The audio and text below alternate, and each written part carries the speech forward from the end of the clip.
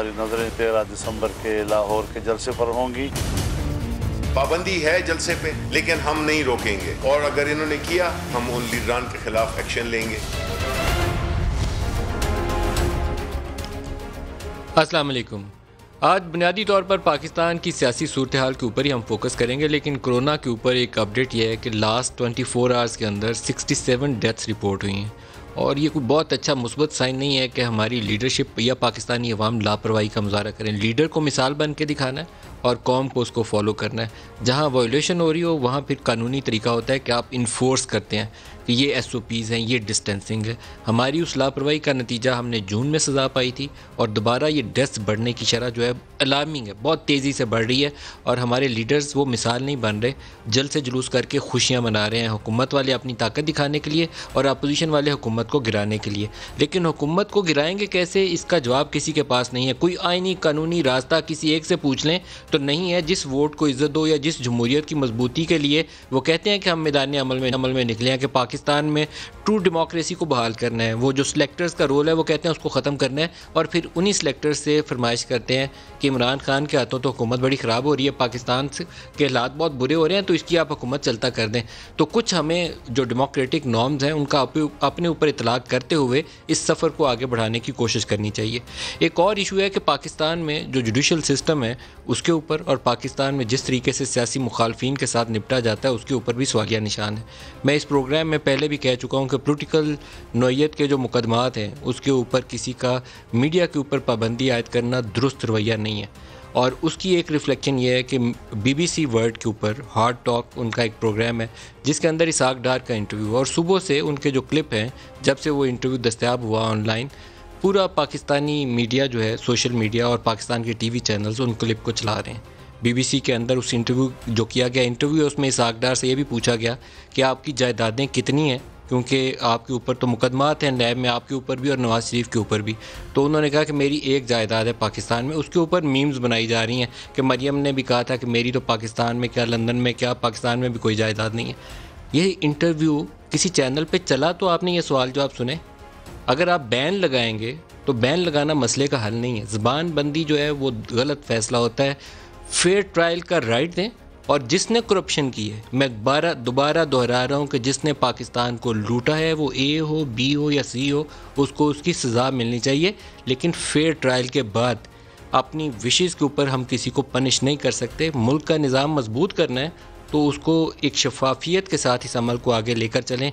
कोई ताकतवर उससे बच ना पाए, लेकिन किसी से दुश्मनी निकालने के लिए किसी को अंदर न करें। यही पाकिस्तान की मजबूती का राज इसी में। इसको लेकर आगे चलेंगे तो मामला आगे चलेगा। उस इंटरव्यू के बहुत से क्लिप आप देख रहे होंगे, लेकिन एक इंटरव्यू का हिस्सा है जहां पर इस्टेब्लिशमेंट के ताल्लुकात के हवाले से उनसे बराह रास्त सवाल जवाब हुआ और वो बड़ा अच्छा डायरेक्ट क्वेश्चन एंड आंसर है। मैं चाहूँगा कि आपको सुनवाऊँ सवाल भी क्या था और जवाब भी क्या था।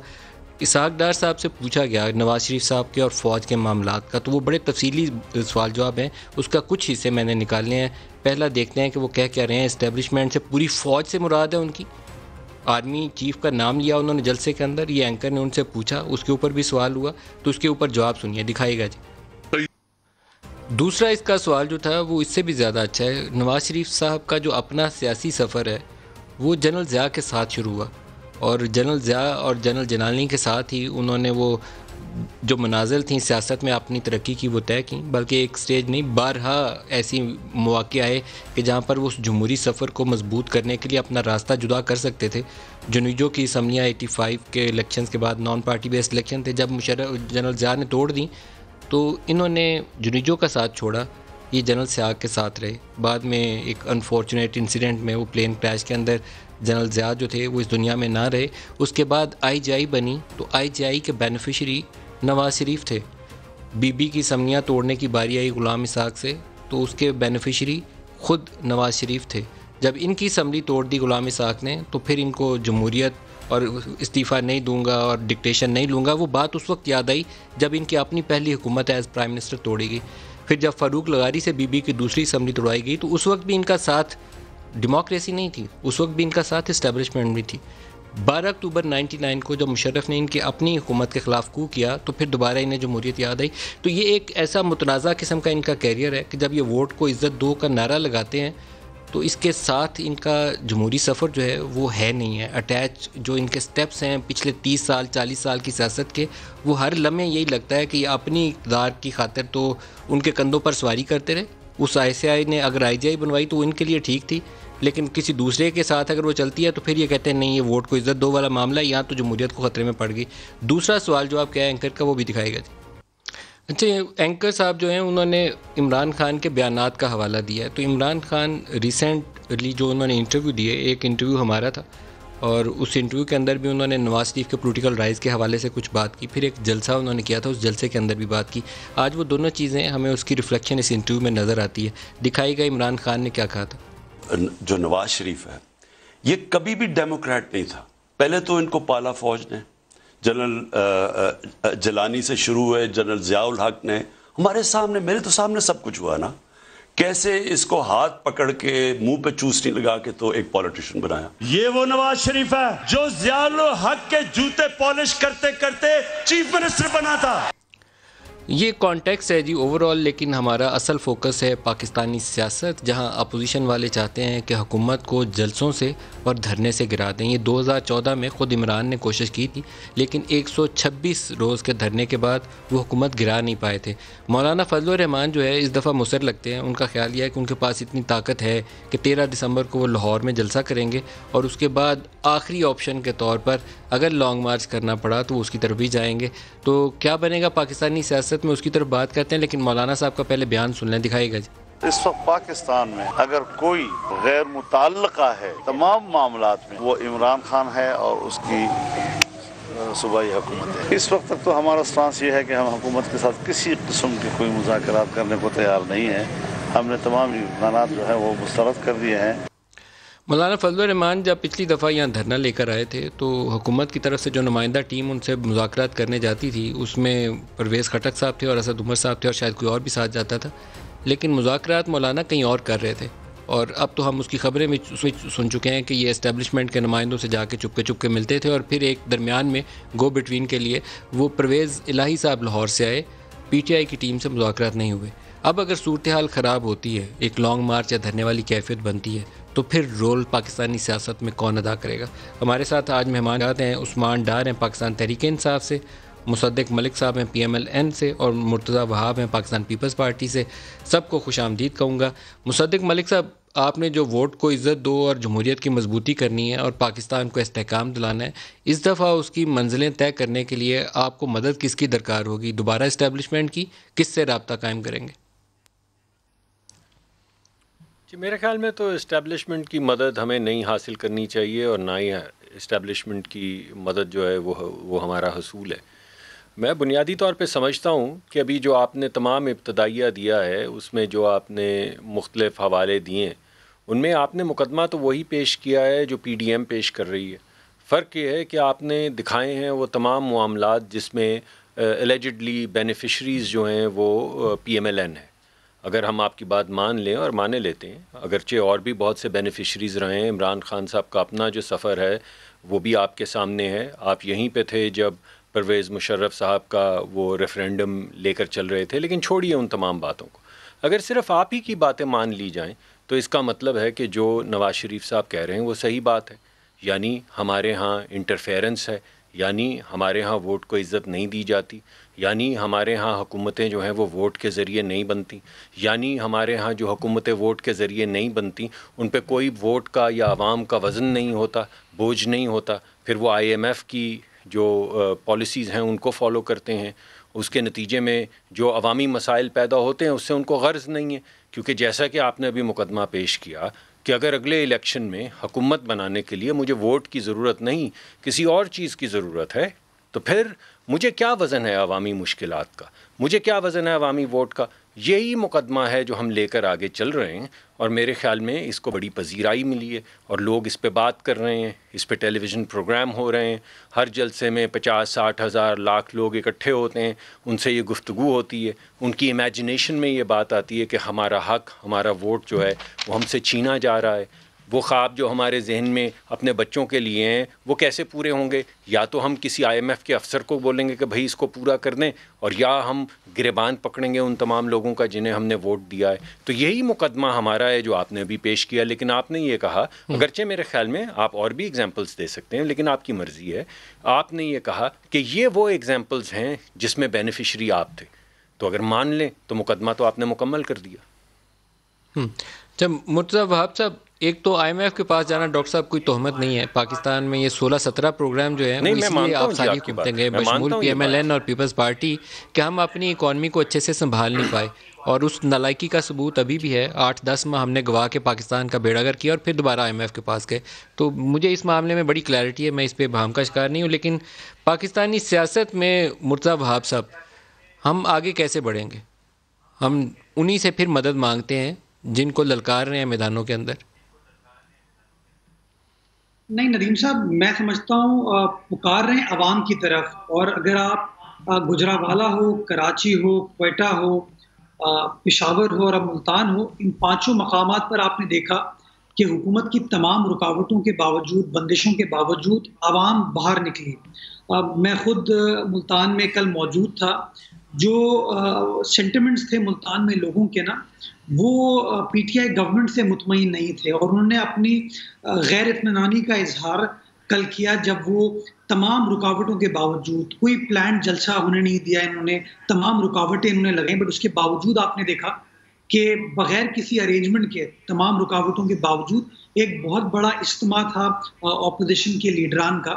यानी कि जो एक आम आदमी है, जो पब्लिक है, उस नैरेटिव से सिंपैथाइज कर रही है, उस नैरेटिव से कनेक्ट कर रही है। और वो नैरेटिव ये है कि जो अवाम के हुकूक हैं उसको ये मौजूदा हुकूमत पामाल कर रही है। जो आईन पाकिस्तान है उसको सही तरीके से फॉलो नहीं किया जा रहा। जो फेडरेटिंग यूनिट्स की राइट्स हैं उनको बार बार ये हुकूमत वायलेट करती है।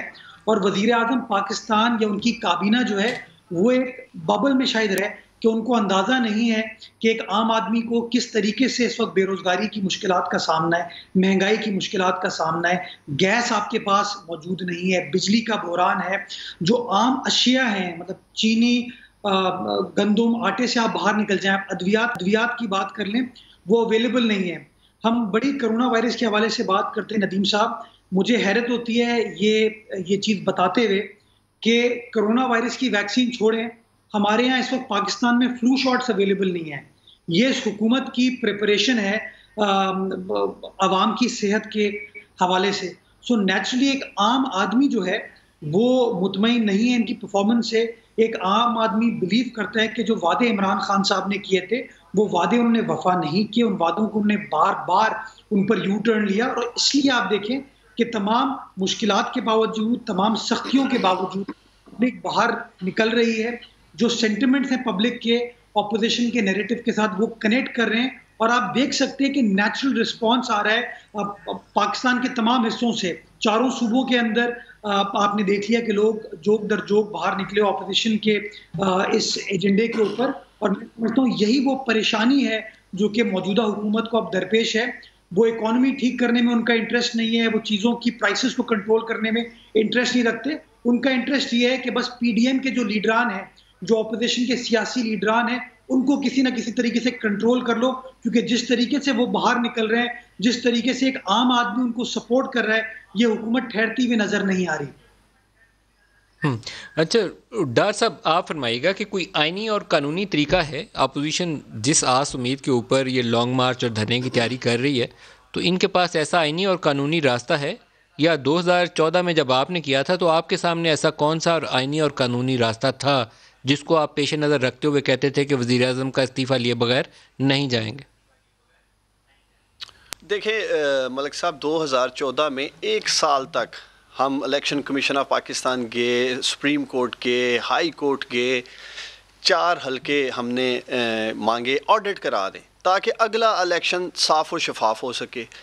ताहिर कादी साहब FIR कटवाना चाहते थे। मॉडल टाउन 69 लोगों के मुंह पे गोलियां मारी गई, FIR नहीं काटी जाती थी। पैट वाले उस सिलसिले में आगे आए। 1 साल दोनों जमातें उस वक्त एक इंसाफ तलब कर रही थी FIR की शक्ल में, और तो दूसरे 2.5 साल से आपकी हुकूमत है, अब तो यकीनन मॉडल टाउन के वाक़े के अंदर जो लोग मुलव्वस होंगे सारों को सजा हो चुकी होगी। डॉक्टर साहब उस पे भी अभी अब उस पे भी किसी दिन टॉक शो कर लेंगे। इस वक्त जो इनके धरनों का मामला बना हुआ है ना डॉक्टर साहब, देखें डॉक्टर मुसद्दिक मलिक कह रहे थे जी प्राइम मिनिस्टर इमरान खान साहब बेनिफिशरी हैं।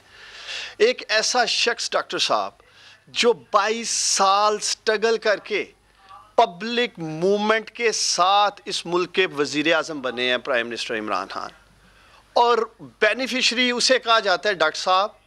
वो एक लोहार जो अपना कारोबार कर रहा था, फैक्ट्री में था, उन्हें लाया जाता है और इस पंजाब का चीफ मिनिस्टर बना दिया जाता है बगैर स्ट्रगल के। सिर्फ जनरल जिलानी ने हाथ पकड़ा और वो पंजाब के चीफ मिनिस्टर बन जाता है, चूँकि ये खुद इस्टेब्लिशमेंट की गोद में बैठकर स्टैब्लिशमेंट में, जैसे आप एक क्लिप दिखा रहे थे, प्राइम मिनिस्टर कह रहे थे चूसनी मुंह में लेके ये लोग ऊपर आए हैं, और इसलिए ये समझते हैं कि शायद किसी को लोहार कह के ऐसे नहीं कहना चाहिए। लोहार कहना, किसी को लोहार होना कोई बुरी बात नहीं है, इज्जतदार आदमी होते हैं। तो मैं तो नहीं बुरी बात कह रहा, कारोबार है ना उनका, मैं तो कह रहा हूँ, वो तो आप कह रहे हैं डॉक्टर साहब, कारोबार जो भी कारोबार का नाम है, मैं कोई गाली क्योंकि ये बुराई नहीं है। बहरहाल कोई लोहार हो तो वो मेहनत करता है, ईमानदार होना जरूरी है, शर्त ईमानदारी है। तो मैं नहीं समझता, तो मैं तो यही कह रहा हूँ कि उनका कारोबार था है लोहे का जो भी कर रहे थे। मकसद ये है एक ऐसा शख्स जो 22 साल स्ट्रगल करके आता है, इनके वोट हलाल हैं। वजीर आज़म इमरान खान साहब ने जो 1,70,00,000 पाकिस्तानियों ने वोट दिए वो हराम है इनकी नज़र में। दूसरा, ये जलसे जुलूस की जो बात कर रहे हैं मलिक साहब, कोई आज तक हुकूमतें जलसे जुलूस से नहीं गई, ना इनके पास कोई डायरेक्शन है, ना इनके पास कोई विजन है, सिर्फ 2014 में एक ही मिशन है। आप किस उम्मीद पे आए थे? जब आपको पता है कि जलसे जुलूस से हुकूमतें नहीं जाती, तो आप किस उम्मीद पे आए थे? कोई आईनी कानूनी रास्ता था उस वक्त हुकूमत गिराने का आपके पास, या आप भी किसी वो स्पोर्ट पे आए थे? हमारा देखिए मलिक साहब, हम 1 साल तक हर कानून का दरवाजा खटखटाते रहे, फिर आए। इन्होंने क्या किया? नहीं सर, ये तो वो हमें पता है, आपने कानून के दरवाजे खटखटाए, 4 हलकों की मुतालबा किया, लेकिन अभी शुजा नवाज की एक किताब आपने पढ़ी होगी जिसमें बताया गया है कि धरने के पीछे क्या अवामिल कार फरमा थे। कैसी स्पोर्ट का लेवल क्या था, कॉन्टेक्ट क्या था, मैं आपसे सुनना चाहूंगा। देखिए मलिक साहब, वो फिर एक लंबी डिबेट हो जाएगी। ये तो ऑफ कोर्स कहेंगे आप बता तो दें, कुछ सच्चाई तो बताएं, रोशनी तो डालें। रिकॉर्ड पे है तो रोशनी यही थी कि हम 4 हल्के मांग रहे थे, पैट वाले अपनी FIR के सिलसिले में आए थे, और क्या होना था अगर उन्हें इंसाफ मिलता? यहाँ तक मदद किसकी थी? अवाम की मदद थी, आपके साथ अवाम थी, पाकिस्तानी थे, वो लोग थे हमारे साथ। तो ये तो दावा ये भी कर रहे हैं पीसीएम वाले, फिर इनको आने देते हैं, फिर डी चौक तक इनको भी दावत दे दें। देखिए मलिक साहब, मुझे पहले इन पे बात करनी है ना आज जरा। देखें, ये इनका एक ही मिशन है मलिक साहब, ये जो जलसा जुलूस करें, इनका एक ही मिशन है, पाकिस्तान में कोरोना फैलाना है, मुआशत की तबाही करनी है। पहले भी इनका यही मिशन था, एक्सट्रीम लॉकडाउन कर दो, मुल्क की मुआशत तबाह कर दो, हिंदुस्तान की तरह पाकिस्तान की मुआशत भी तबाह कर दो, बेरोजगारी बढ़ा दो। इसलिए कि इनको नजर आ रहा है पाकिस्तान की मुआशत ठीक हो रही है, इसलिए जलसे करो, कोरोना फैलाओ, लोगों की जिंदगियों के साथ खेलो, उसी वोट को इज्जत दो जिसकी बात कर रहे हैं, वोटर को जलसे में लाओ, वहां मरने दो।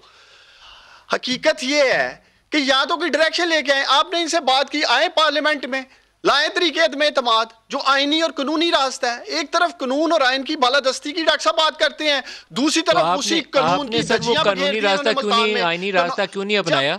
आपने 2014 में वो आईनी कानूनी रास्ता क्यों नहीं अपनाया? आप तो इस्तीफे देकर बाहर आ गए थे, आपने वो एक्सरसाइज क्यों नहीं किया अपना राइट? हम तो स्पीकर साहब के पास भी पार्लियामेंट में जाते रहे हैं, उल्टा पॉलिटिकल विक्टिमाइजेशन कर दी जाती है वजीर आज़म इमरान खान साहब के खिलाफ, उनके खिलाफ। डॉक्टर मुसद्दिक साहब, आप बताएंगे 2000, अच्छा जी ब्रेक करीब आ गया जी, पहले ब्रेक ले लें, प्रोड्यूसर साहब कह रहे हैं पहले ब्रेक ले लें। वापसी पे डॉक्टर मुसद्दिक से चाहते हैं कि 2014 और 2020 के दरमियान में क्या आइन और कानून में कोई तब्दीली आ गई है या कुछ और फैक्टर्स बदल गए हैं? ब्रेक ले लें, हमारे साथ रहिएगा।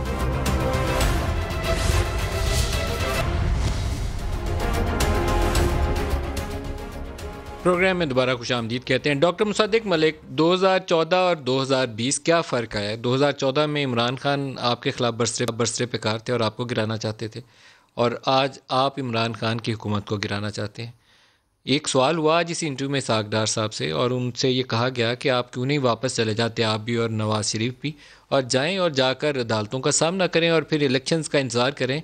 इलेक्शंस आएगा और उसमें अपनी किस्मत आजमाएं। और दूसरा तरीका जो आप आजमा रहे हैं कि लंदन में बैठ के हुकूमत के ख़िलाफ़, जो इलेक्टेड गवर्नमेंट है उसके ख़िलाफ़ उसे कमज़ोर कर रहे हैं, जो इकॉनमी को भी मुतासर करेगी। ये सवाल हुआ उस प्रोग्राम में, आप इसका जवाब देना पसंद करेंगे? मैं देखिए कुछ चीदा जो मुहरक़ात हैं या मुख्तलिफ़ चीज़ें हैं वो आपके सामने पेश करता हूँ।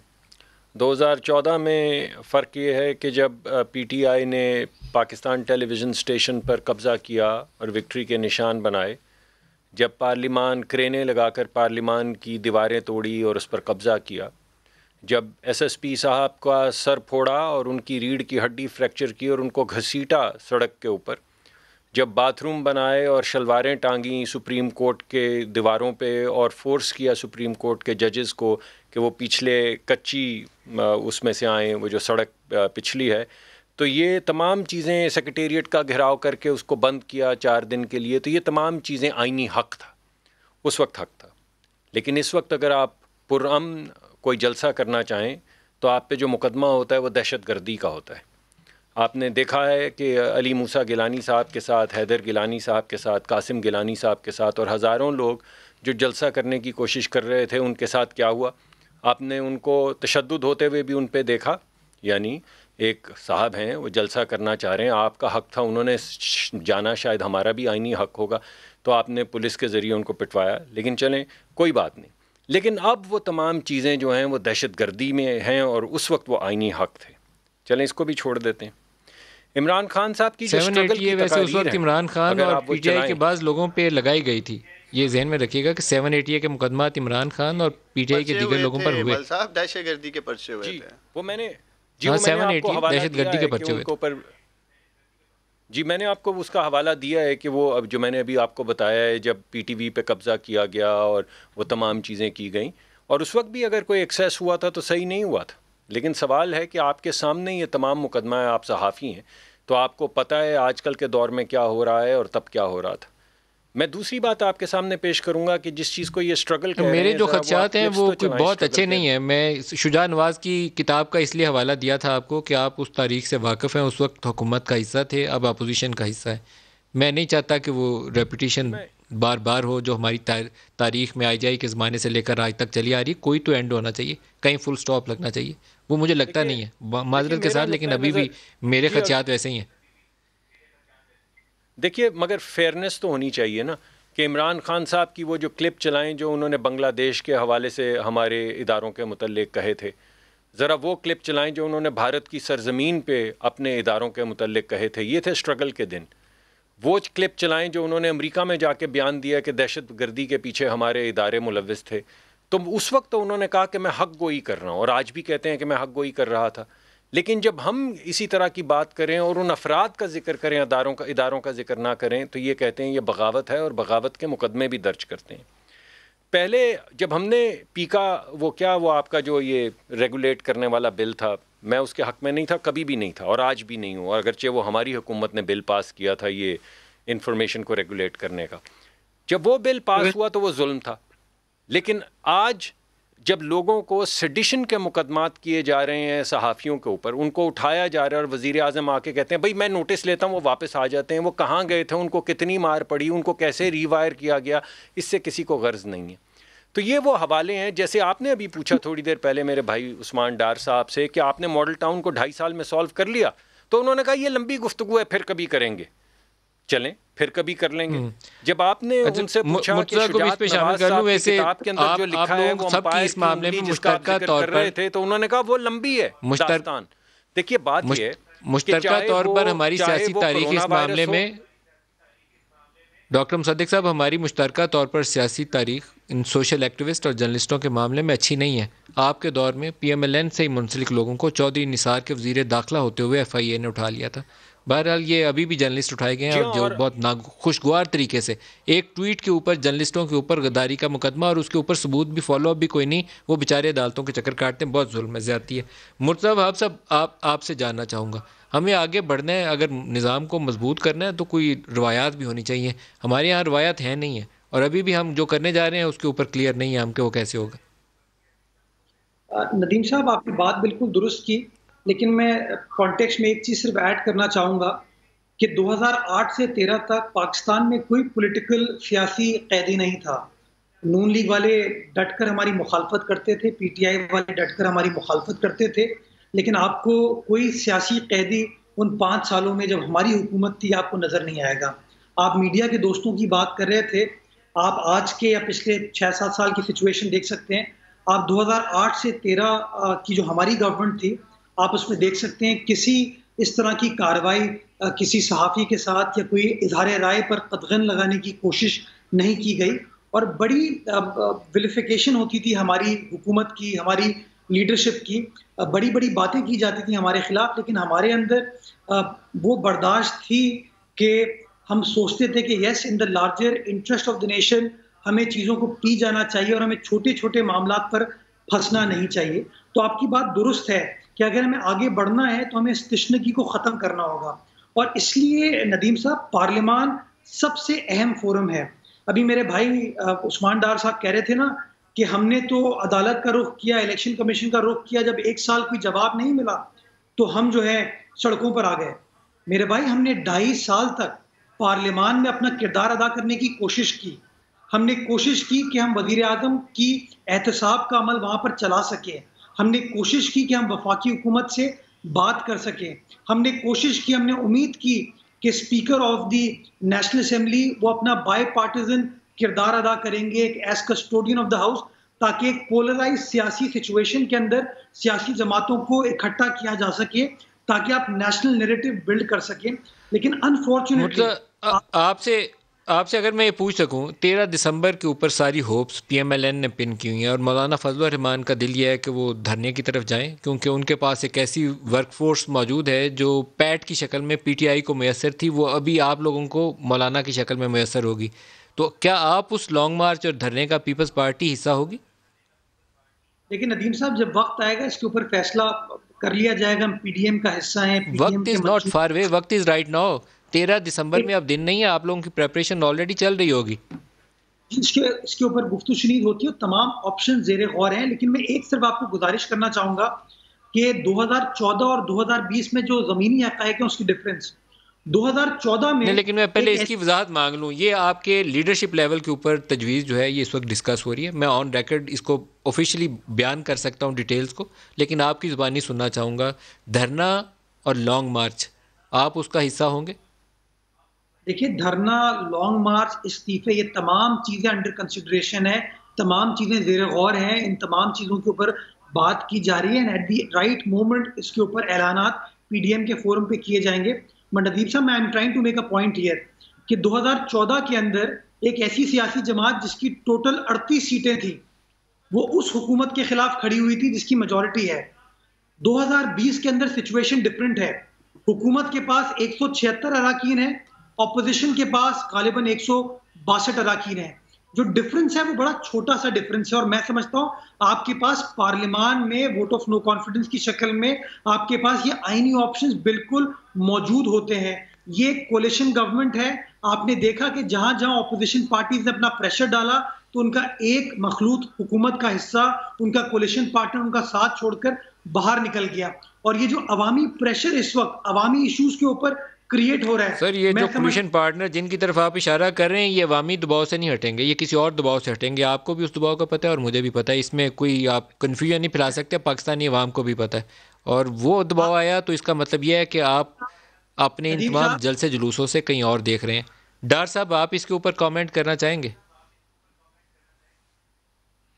देखिए, मुर्तज़ा वहाब साहब कह रहे थे कि 2.5 साल हम हुकूमत के साथ कोशिश करते रहे, लेकिन जो भी ये कोशिश करते रहे पूरी कौम जानती है, एनआरओ के लिए कोशिश करते रहे, अपने केसेस के ऊपर रिलीफ की कोशिश करते रहे। जो एक कल्चर पॉलिटिकल चलता आ रहा था मलिक साहब, एक दूसरे के लिए मुकमका करना, एक दूसरे की फाइलें दबा देना, कवर अप करना, जब ये इनको नहीं मिला ये सड़कों पे निकल आए हैं, ये हुकूमत को ब्लैकमेल कर रहे हैं, ये प्राइम मिनिस्टर इमरान खान को ब्लैकमेल कर रहे हैं।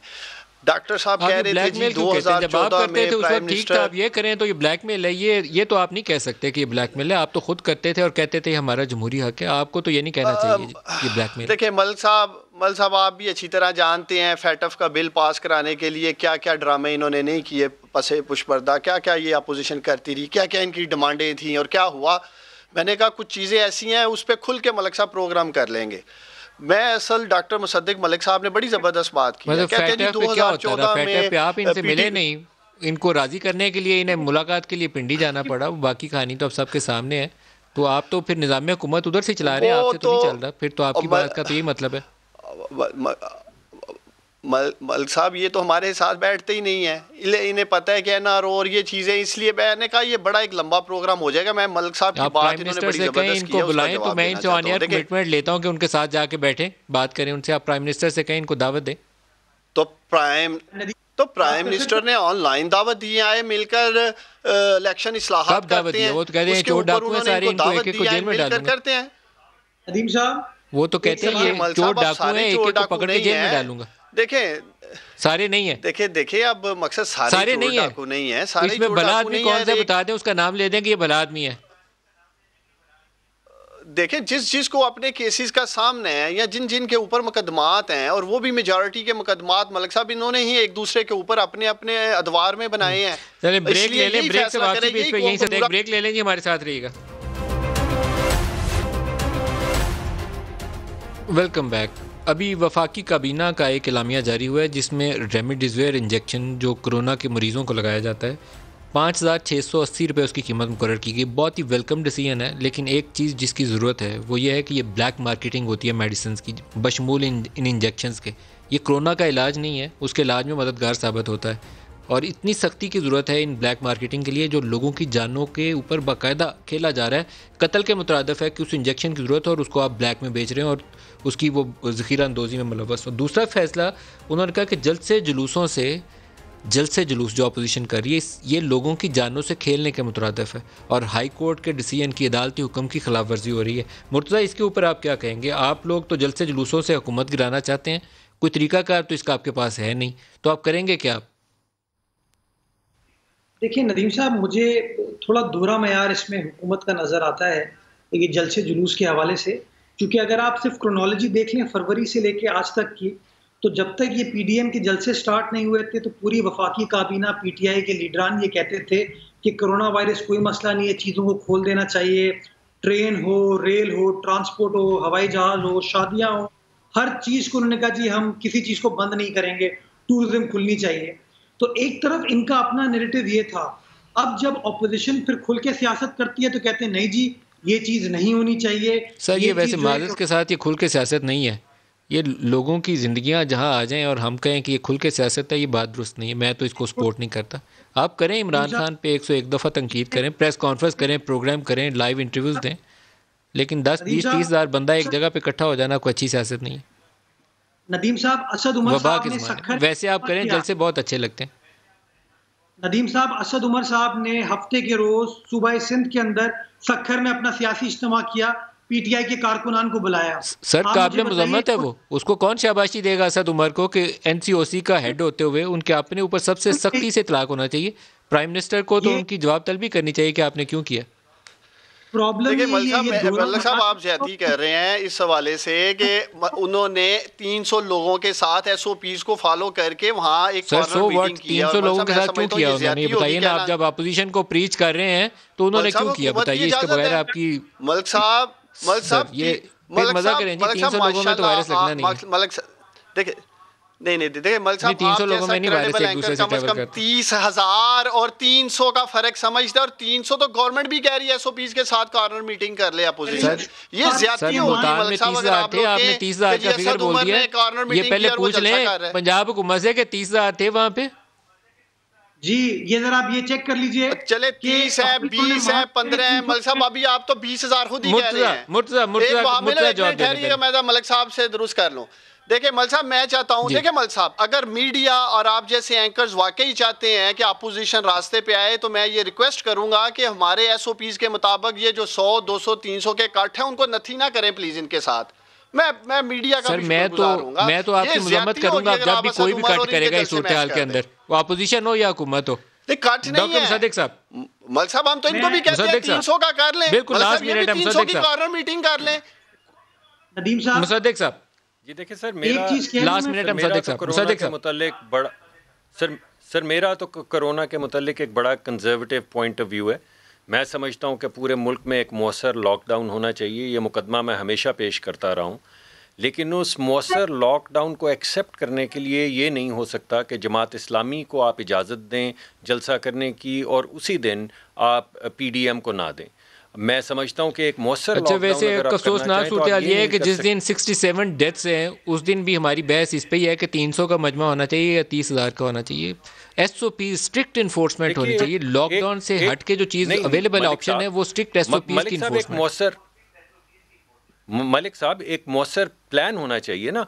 आज इचरे आप जाएं, मौसर प्लान होना चाहिए। मैं आपको इस पे कहूँगा कि सपोर्ट करूँगा, मौसर प्लान होना चाहिए। There is no plan. मुर्जा आप भी कह लें कुछ प्लान और मुर्जा 30 सेकंड में आप कुछ कह लें। मौसर प्लान वो सुनिए, 1 सेकंड दीजिए।